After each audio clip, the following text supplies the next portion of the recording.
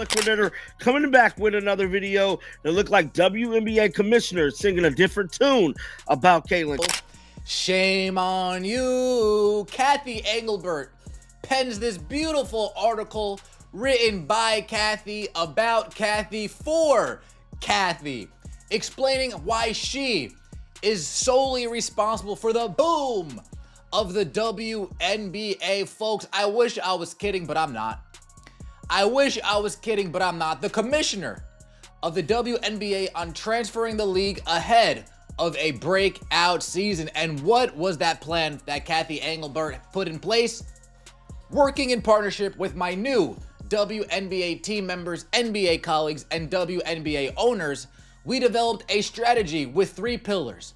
The league would think player first. Wow. Caitlin Clark is out here shattering records, filling arenas like she's Taylor Swift with a jump shot. And somehow the WNBA commissioner thinks she's the real MVP? Did she average 30 points a game or just 30 press releases?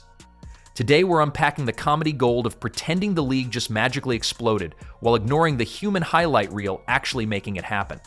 This isn't just a snub, it's a masterclass in missing the obvious. Grab popcorn, this one's gloriously ridiculous. Yes, man, you guys heard me correctly. None other than Kathy Engelbert is singing a different tune this season about Caitlin Clark. Now, we know last year she was talking about all of the other rookies being included in this, making a difference, being able to help contribute to the big bang of the WNBA. This time around, she's owing it all to Caitlin Clark. Me personally, I told y'all this at the beginning of the month.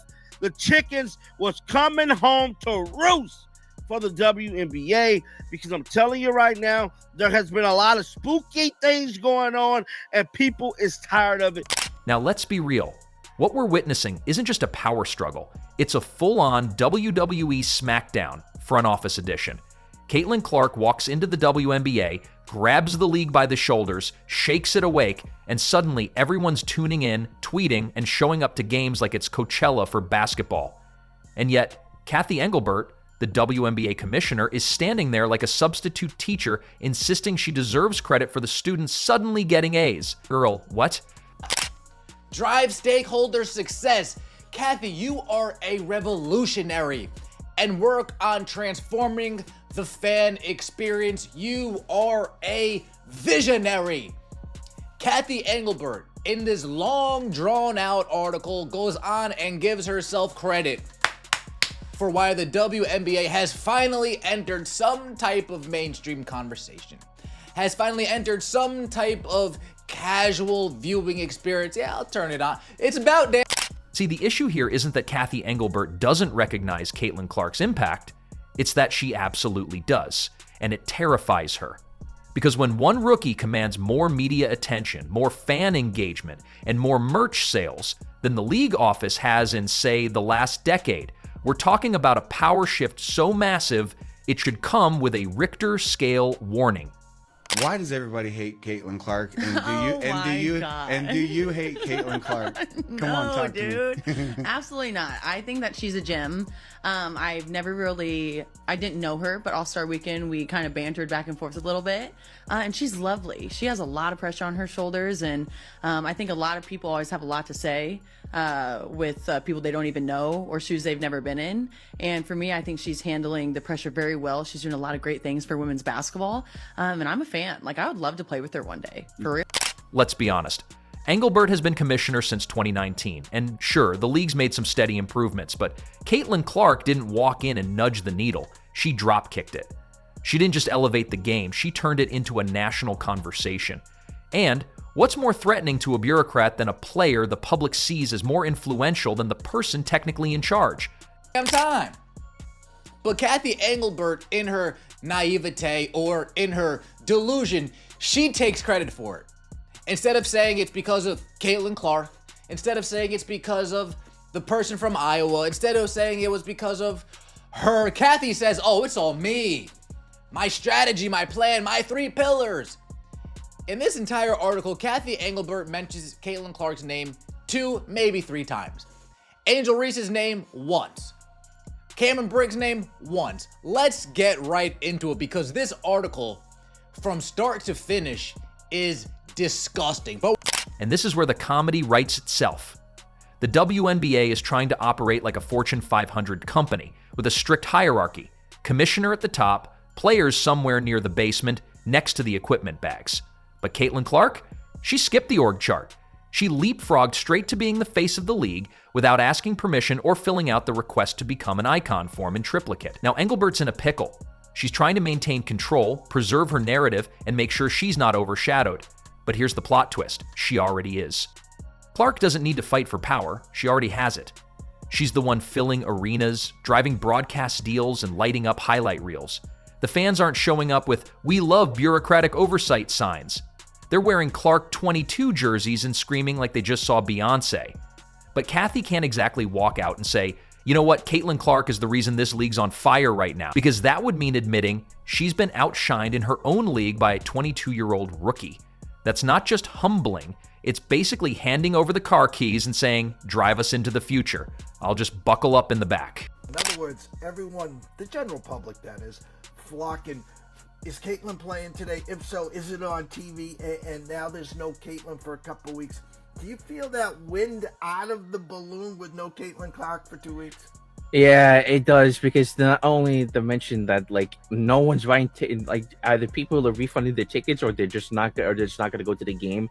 It really does show how much of an impact Caitlin Clark has in the league, because she brought the viewership to the league where no one really has, because, like, obviously she's been on the social media high rise since she was like in Iowa, and has brought that over to the WNBA.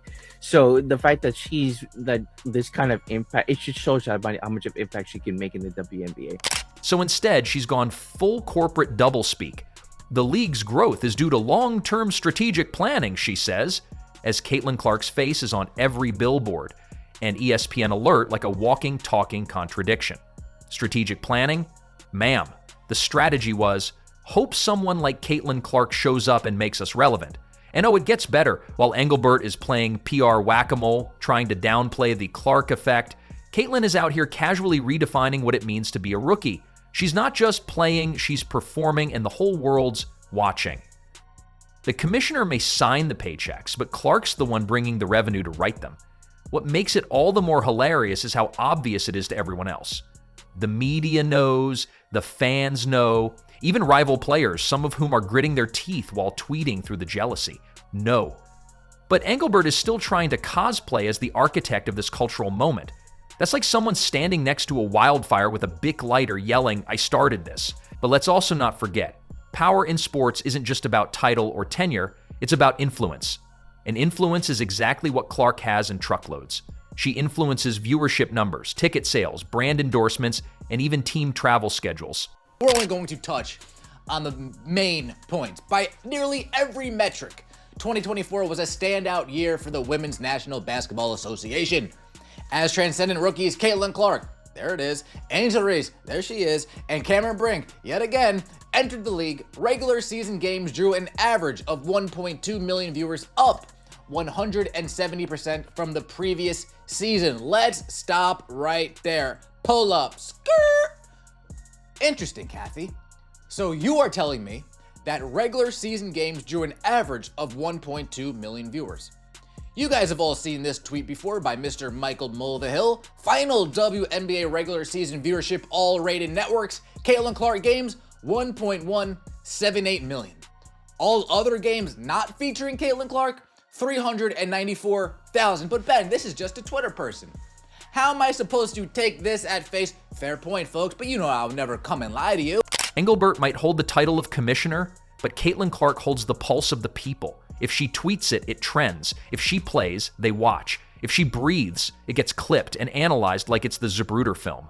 And you know Kathy sees that. She has the numbers, the data, the Google alerts. She probably wakes up every morning to 5 new headlines, starting with Caitlin Clark, and ends every staff meeting with someone whispering, "We should probably thank Caitlin again." But instead of embracing it with grace, she's out here trying to gatekeep the success, like she's worried Clark might accidentally unlock her office and start running board meetings. But this is where it gets Shakespearean, because when power meets insecurity, you get chaos. You get awkward interviews, you get bizarre statements like this has been years in the making, while the ratings graph literally skyrockets only after Clark's debut. It's like standing in front of a mirror with spinach in your teeth, insisting you have everything under control. There's a weird kind of comedy in watching an organization try to control a narrative that's already run off with the mic. The more Kathy downplays Clark, the more obvious it becomes that Clark is the reason people are suddenly asking, wait, when does the next WNBA game start? It's like watching someone deny the sun's existence while wearing sunglasses and sunscreen. This is only women that get this. I'm tired of it. Like, here's my thing, you guys. What else? Who are these girls? Who are these girls that are hating on Caitlin Clark? Are you just combing through Twitter? What else are these women supposed to do? Fawn over her? Fangirl over her? Bend the fucking knee? Kiss the ring? Like, what do you want from them? We cannot, every time the girl plays a game, she got 40 games, guys. She got 35 more games. We are not, every single game, gonna revisit and retread this same tired-ass rhetoric that all these girls are hating on her, and they need to be thankful they have been. So yes, this is a power play, but not the kind where you draw up X's and O's. This is a psychological cage match, and Kathy Engelbert is outmatched. Because the moment she acknowledges Clark as the force behind the league's renaissance, she also admits she's no longer the main character. And when your entire job is to be the face of the league, that stings a little. But hey, at least she can always take credit for the charter flights, maybe. And let's be real, at this point, Caitlin Clark needs to stop playing nice and start flipping tables. Enough with the polite media answers and the humble Iowa girl act. It's time to demand stuff. Charter flights? Try private jets. Media deals? Only if she's producing the documentary.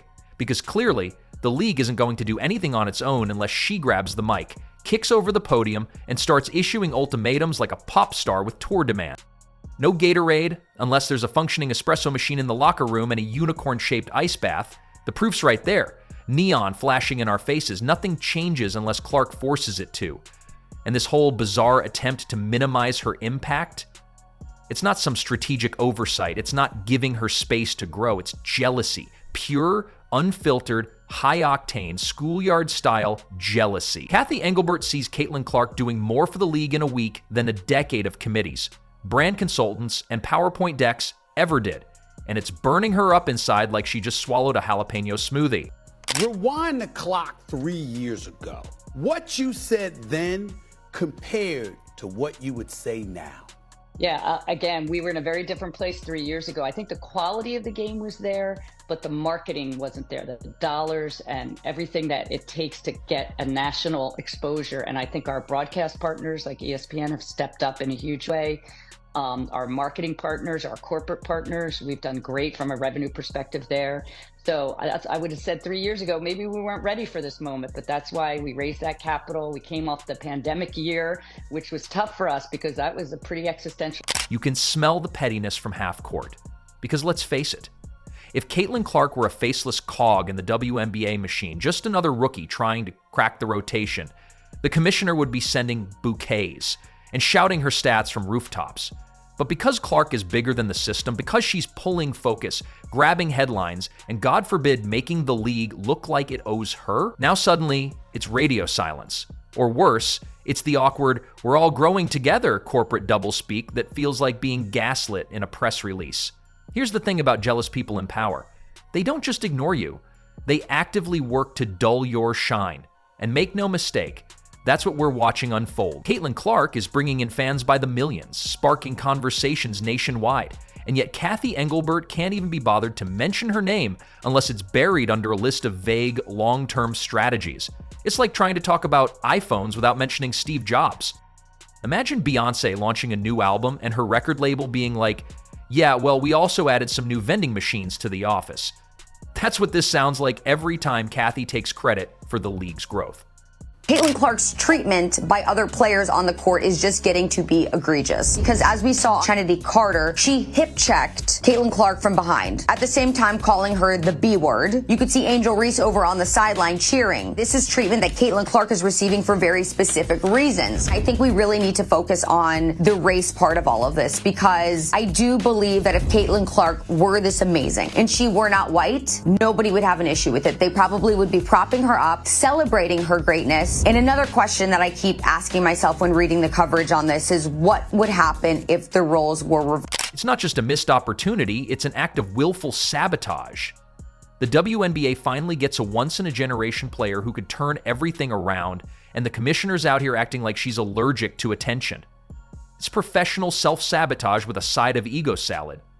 Instead of building Caitlyn a statue, they're giving her a cold shoulder and a travel schedule that looks like it was made by someone with a dartboard and a grudge. And Caitlyn's patience?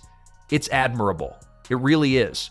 But at some point, you have to realize that humility won't save you from being overlooked, especially not in a league that's still figuring out how to schedule a game without double booking it with the janitorial staff. This is no longer about earning your spot. She is the spot. She's the reason people are watching. She's the plot, the storyline, the trailer, the credits, and the sequel. So yes, it's time to start demanding things. Start throwing elbows in the boardroom. Because the longer she waits, the more comfortable the league gets pretending like her magic just sort of happened as part of their grand design. And if she doesn't own her power soon, they'll keep exploiting it while giving her zero credit, just like they're doing now. And let's not kid ourselves, this isn't going to get better unless she shakes the system from the top down. People have a schizophrenic relationship with winners. When you're an underdog, they feel impelled to root for you. But if you're up too long, you better grab a helmet. And Caitlin Clark has now become up for too long because now haters jumping out the woodwork.